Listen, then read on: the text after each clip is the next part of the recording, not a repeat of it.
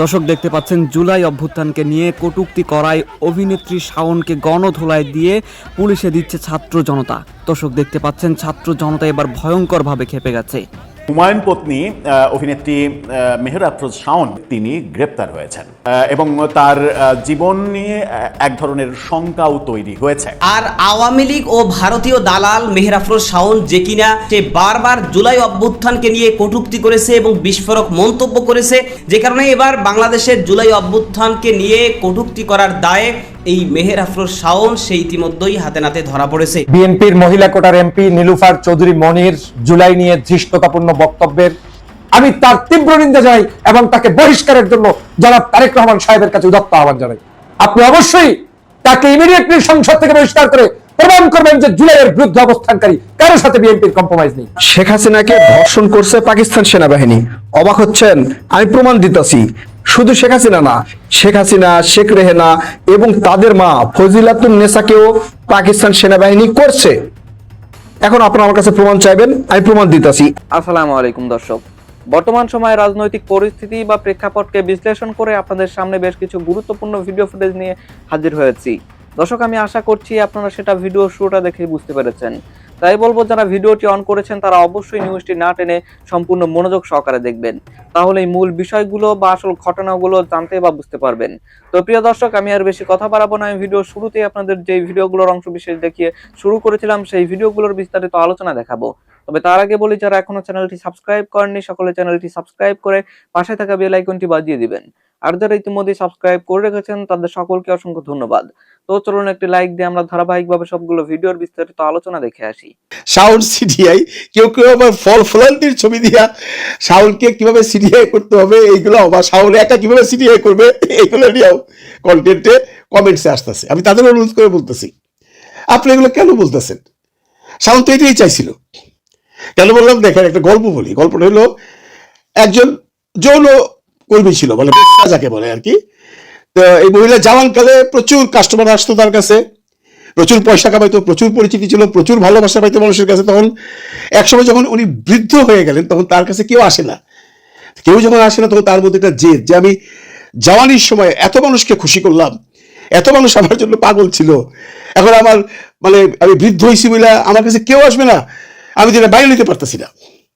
তো কি করতে হবে? আমাকে আমার প্রতি মানুষকে আকর্ষিত করতেই হবে। কি করে করবে? তার মাথায় একটা বুদ্ধি আসলো। সে যে এলাকায় থাকতো, যে বড় রাস্তার মধ্যে যে একদিন রাত্রিবেলায় সে মল ত্যাগ করে আসলো, মানে হাগু দিয়ে আসলো। ভোরবেলায় পথচারীরা যখন যাচ্ছে, কারো পায়ে সেই ময়লা লাগছে, লাগার পর পায়ের মধ্যে লাগার পরে সে গালি দিতেছে, কোন এটা করছে? ওরে সিডিআই। যার পায়েই লাগে সেই একই কথা বলে, যে অমুক মাগে এটা করছে তারে। এইটা শুই না বুড়ি খুব খুশি, যে ঠিক আছে, তোরা তো আমার কাছে আসবি না, তোরা এবার আমাকে নিয়ে আলোচনা করতেছস। এইটা পাইয়েই সে শান্তি পাচ্ছিল। ঠিক এই জিনিসটা করছে এই শাওন। কেউ তো যায় না, বুড়ো হয়ে গেছে গা, জামাই নেই ঘরে, তার যে কি পিছনের কেলেঙ্কারি আমরা সবাই জানি। আপনারা এটা অনেকেই শুনছেন, আমিও একটা কন্টেন্টে বলছি। উনি যখন হুমায়ুন স্যারকে নিয়ে নিউ ইয়র্কের ট্রিটমেন্টে গেছিল, হুমায়ুন স্যারকে বাসায় রেখে উনি পার্টিতে যাইতেন, এরকম প্রমাণ বহু আছে। এবং একদিন হুমায়ুন স্যার তারে না পাইয়া আপনার সিঁড়ির থেকে পইরা উইন্ডো টুয়ে হসপিটাল চলে গেছে। এই হলো সেই আমাদের শাওন ম্যাডাম। তা উনি এই যে লেখছে জুলাই সিডিআই, এটা লেখছে ওই বুড়ির কথা চিন্তা করে। ওই বুড়িকে যখন কেউ পাত্তা দিচ্ছিল না, তখন সমস্ত মানুষই তাকে নিয়ে আলোচনা সমালোচনা করতেছিল, তাকে গালাগালি করতেছিল। এইটাই সে চাইছে এবং সে সাকসেস। সুতরাং আপনারা কেউ ভুলেও লিখবেন না শাওন সিডিআই লেখা তাকে আপনারা প্রমোট করতেছেন। ও তো লিখবেই, ও তো সেই অনেক দিন থেকে এই জুলাইয়ের পিছনে লেগে রয়েছে। আপনারা জানেন, ওর মেয়ের জামাই আসিফ নজরুল যখন ছিল তখন সে কি করছে, কিন্তু ওই সময় তাকে অ্যারেস্ট করার পরেও ছাড়া দেওয়া হয়েছে আসিফ নজরুলের ক্ষমতায়। কিন্তু এই মুহূর্তে তো একটা গণতান্ত্রিক সরকার আছে, তারেক রহমানের সরকার, বিএনপির সরকার, যে বিএনপি কখনোই অস্বীকার করে না জুলাইকে, যে বিএনপি জুলাইকে ধারণ করে, যে বিএনপি জুলাইয়ের সময়ও এই আন্দোলনে সম্পৃক্ত ছিল। সেই বিএনপি সরকারে থাকার পর উনি কি করে এত বড় সাহস পান এই কথাটা বলার, যে জুলাই সিডিআই, এবং সরকার থেকে তাকে কেউ কিছু বলছেও না। অনেকে দাবি তুলতেছে তাকে অ্যারেস্ট করো। আমি জানি না তার কোন ক্ষমতা আছে যে তাকে এখন পর্যন্ত অ্যারেস্ট তো দূরের কথা, তাকে কেউ জিজ্ঞাসাই করতে পারলো না যে তুমি এই কথাটা কেন বলছো, এটা উইথড্র করো এবং জাতির কাছে ক্ষমা চাও। পারলো না, নিশ্চয়ই ওর হেডও অনেক বেশি। বিএনপির মহিলা কোটার এমপি নীলুফার চৌধুরী মনির জুলাই নিয়ে ধৃষ্টতাপূর্ণ বক্তব্যের তীব্র নিন্দা জানাচ্ছে বাংলাদেশের সমগ্র মানুষ। ওনার প্রশ্ন হচ্ছে, এই স্নাইপার কে চালালো? আরে স্নাইপার চালিয়েছে ফেসিবাদী শেখ হাসিনার তৎকালীন সময়ের আজ্ঞাবহ যে সকল দালাল এবং সেই সকল সময়ের যারা প্রশাসনের দায়িত্বে ছিলেন বিভিন্ন পর্যায়ের যারা, সে সময় তাদেরকে দেখেন নাই? দেখেন নাই ডিবির হারুনকে পালিয়ে যেতে? দেখেন নাই ওদের বিভিন্ন যারা যারা সদস্য, যারা যারা অপরাধের সাথে সম্পৃক্ত, তারা কেউ আর পরবর্তীতে পুলিশ ডিপার্টমেন্টে জয়েন করে নাই? সেগুলো দেখে কি আপনি জানেন না যে কারা স্নাইপার চালিয়েছে, কারা মানুষকে নির্বিচারে গুলি করেছে? নীলুফার চৌধুরী এখন প্রশ্ন করেন কে স্নাইপার চালিয়েছে? স্নাইপার চোখের সামনে চালিয়েছে আওয়ামী লীগের সেই সময় দোসরগুলো, আপনি সেটা ভুলে গিয়েছেন। আবার বিএনপির এমপি হয়ে ফ্যাসিলিটিস বুক করবেন। আমি তার তীব্র নিন্দা জানাই এবং তাকে বহিষ্কারের জন্য জনাব তারেক রহমান সাহেবের কাছে উদাত্ত আহ্বান জানাই যে এই মানুষগুলো কেউ প্ল্যান করে মেরেছে না। এই প্ল্যান করে আপনার চোখের সামনে বাসাবাড়ির সামনে থেকে গুলি করে করে মানুষগুলো মেরেছে সেই সময়ের শেখ হাসিনার আজ্ঞাবহ দালালরা। পুলিশ আপনার চোখের সামনে ডেকে ডেকে বলছে কোথায় শিবির, কোথায় বিএনপি? মনে নাই সেগুলো চোখে বাজে না? আপনাদের মতো মানুষের কারণে আজকের জুলাই প্রশ্নবিদ্ধ হচ্ছে। আপনাদের মতো মানুষের কারণে মেহর আফরোজ আজকে তারা শাওনরা আজকের ফেসবুকে উল্টাপাল্টা মন্তব্য করতে পারে। আপনাদের মতো মানুষরাই কিছু আজকের অযাচিত ভাবে কিছু আওয়ামী লীগের দালাল সাংবাদিকরা কথা বলার সাহস পাচ্ছে, জুলাইকে প্রশ্নবিদ্ধ করছে। কোন ইমোশন ছাড়া কোন আন্দোলন সফল হয় না।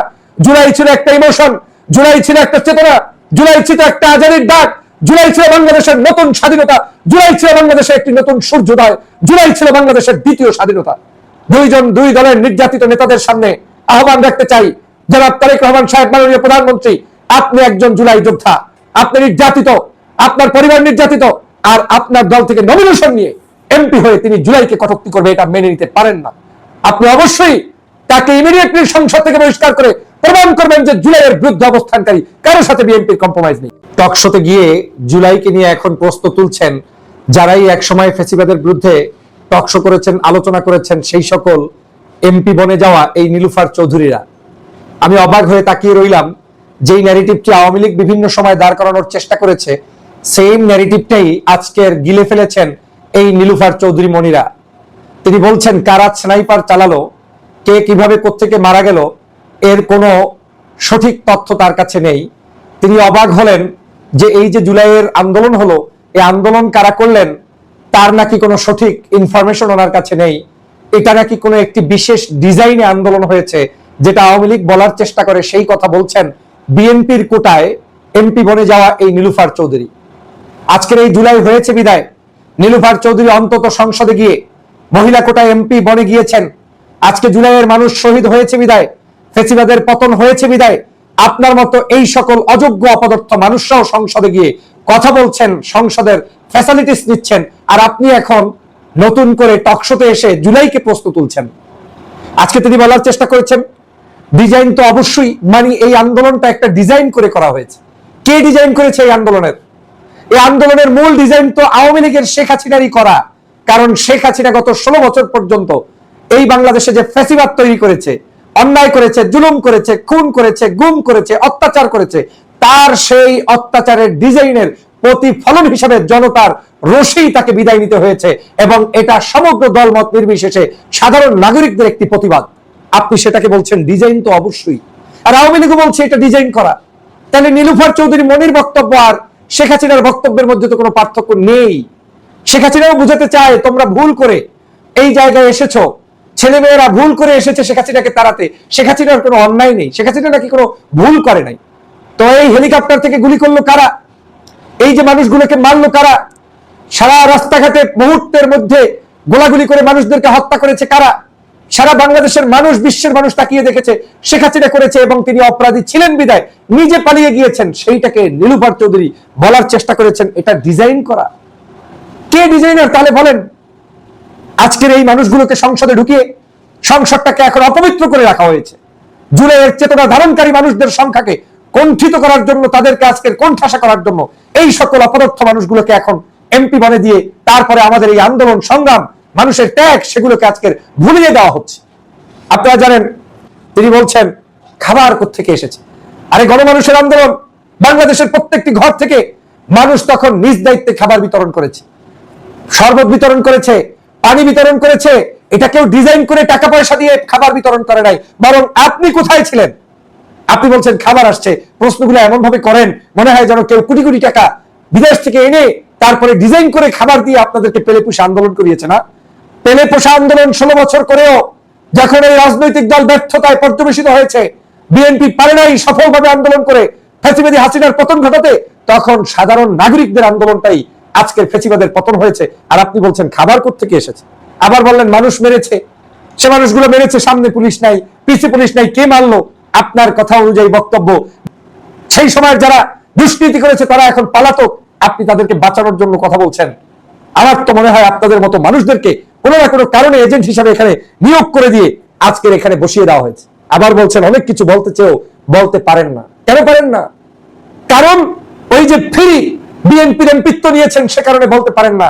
আপনি বলতে চান আওয়ামী লীগের কথাগুলো, আপনি বলতে চান শেখ হাসিনার কথাগুলো, আপনি বলতে চান ভারতের কথাগুলো, আপনি বাংলাদেশ জাতীয়তাবাদী দলের কিংবা ইসলামী মূল্যবোধের কিংবা এই দেশের সভ্যতা সংস্কৃতির আন্দোলনের কথা বলতে আপনি পারেন না। সে কারণেই আপনি বলছেন অনেক কিছু বলতে চেয়েও পারেন না।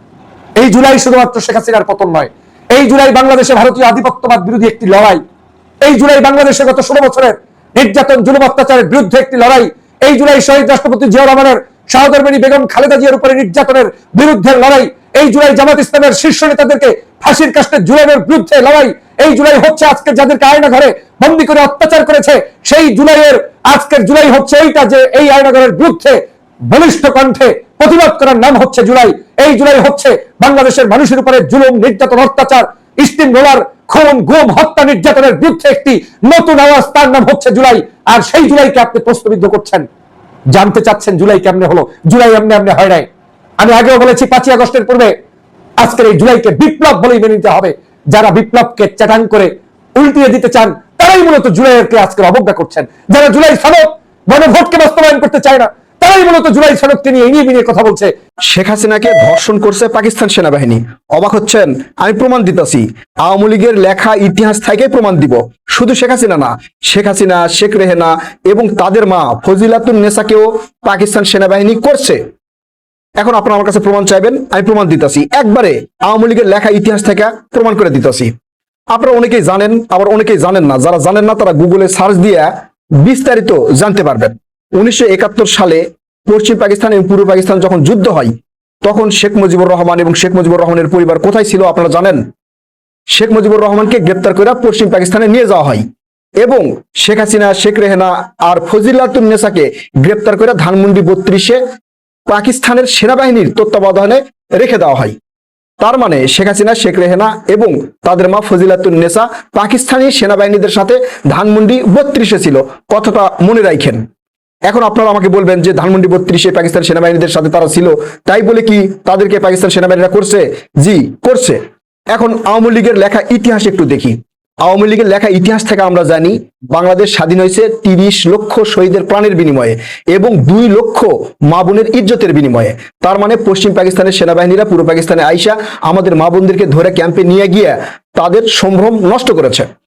চিন্তা করেন, পশ্চিম পাকিস্তানের সেনাবাহিনীরা আমাদের মা বোনের সম্ভ্রম নষ্ট করার জন্য বাড়ি থেকে ধরে নিয়ে ক্যাম্পে নিয়ে গেছে।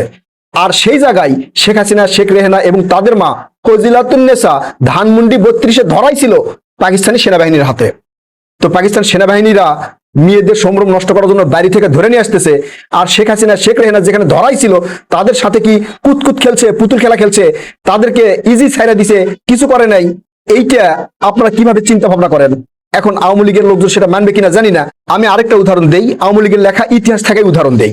আওয়ামী লীগের লেখা ইতিহাসে আছে স্বাধীনতার ঘোষক বঙ্গবন্ধু শেখ মুজিবুর রহমান, এবং শেখ মুজিবুর রহমানই স্বাধীনতার ডাক দিছে, যার ফলে বাংলাদেশ স্বাধীন হয়েছে। তার ডাকে হাজার হাজার মুক্তিযোদ্ধারা ঝাঁপে পড়ছে পশ্চিম পাকিস্তানের সেনাবাহিনীদের সাথে যুদ্ধ করার জন্য। এই ইতিহাস থেকে বোঝা যায় পশ্চিম পাকিস্তানের একমাত্র বড় এবং প্রধান শত্রু ছিল শেখ মুজিবুর রহমান। কথা ঠিক কিনা? একটু মাঝে মাঝে ঠিক বললেন। এখন শেখ মুজিবুর রহমান হচ্ছে প্রধান এবং বড় শত্রু। পাকিস্তানের সেনাবাহিনীরা আমাদের নিরীহ মা বোনদেরকে ছাড়ে নাই। আর সবচেয়ে বড় শত্রু শেখ মুজিবুর রহমানের 2 মেয়েরে কি পাকিস্তানের সেনাবাহিনীরা ছাড়া দিছে? কিছু করে নাই, তাদের মধ্যে রাখছিল না। এখন আপনারা বলেন করছে কিনা? আরেকটা যুক্তি দেই। ধরেন একজন মানুষ আপনাকে মারার জন্য 10 জন মানুষকে নিয়ে আসছে, আপনার গায়ে শক্তি আছে, আপনি ওই 10 জনকে মেরে তাড়াই দিছেন। এরপরে যে ওই 10 জনকে ডেকা নিয়ে আসছে আপনাকে মারার জন্য, আপনি কি তাকে ছেড়ে দিবেন? কেউ ছেড়ে দিবে? আমি হলে ছেড়ে দিব? কেউ ছেড়ে দিবে না। আমি বলবো যে তুই বড় অপরাধী, তুই ওই 10 জনকে ডেকে নিয়ে আসছিস আমাকে মারার জন্য, তাই ওই 10 জনের শাস্তি যা হয়েছে তার চেয়ে তোর ডবল শাস্তি হবে। কথা কিন্তু এইরকমই হবে। অর্থাৎ আপনাকে মারার জন্য যে 10 জন মানুষকে নিয়ে আসছে, আপনিও তাকে ছাড়বেন না। তাহলে যে শেখ মুজিবুর রহমান পশ্চিম পাকিস্তান এবং পূর্ব পাকিস্তান ভাগ করার জন্য যুদ্ধের ডাক দিল, যে হলো এই যুদ্ধের নায়ক, যে স্বাধীনতার ঘোষণা দিল, যে স্বাধীনতার ডাক দিল, সেই শেখ মুজিবুর রহমানকে কি ওই পাকিস্তান সেনাবাহিনী ছেড়ে দিবে? তার পরিবারকে ছেড়ে দিবে? নিরীহ মা বোনদের ছেড়ে দেয় নাই, আর শেখ মুজিবুরের 2 সুন্দরী কন্যা শেখ হাসিনা আর শেখ রাহিনাকে কি ছেড়ে দিবে? এটা আপনারা মনে করেন? এখন আপনারা যুক্তি দিয়ে আমাকে বুঝান, আসলে কি ছেড়ে দিছে না করছে?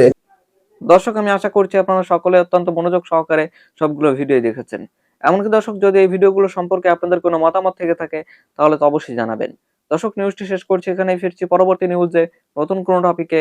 আল্লাহ হাফেজ।